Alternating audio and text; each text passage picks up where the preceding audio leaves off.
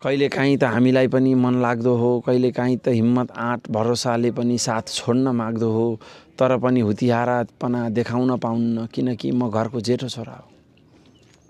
न म साथीभाइ रोज्न पाउँछु, न श्रीमती रोज्न पाउँछु, न म घर परिवार रोज्न पाउँछु। कुनै एउटा रोजेदेखि आफ्नो कर्तव्यबाट विमुख भइस भन्छन्, जसो गरे नि सुख पाउन्न, किनकि म घरको जेठो छोरा हो। कहिलेकाहीँ त मेरो पनि मन हो, मलाई पनि त मेरो खुसी देख्न मन छ, तर म चढ्नै पाउन्न।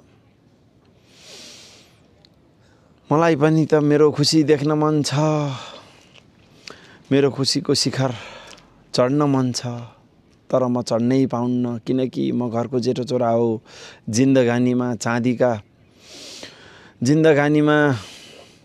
चाहिँदाको भाँडो नचाहिँदाको घाँडो झैँ भइराख्नुपर्छ, किनकि म घरको जेठो छोरा हो। निडर बलियो बन्नै पर्छ, उसको नाम घरमा निडर बलियो बन्नै पर्छ, उसको नाममा घर टेकेको हुन्छ। सारा पीडा लुकाउनु पर्छ, वीरताको वचन लेखेको हुन्छ, किनकि म घरको जेठो छोरा हो।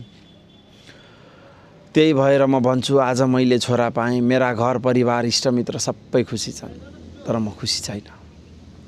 सबैजना भन्छन् म छोरा भएर मरेर गए पनि बैतरनी तारिदिन्छ अरे। सबैजना भन्छन् छोरा भए मरेर गए पनि बैतरनी तारिदिन्छ अरे।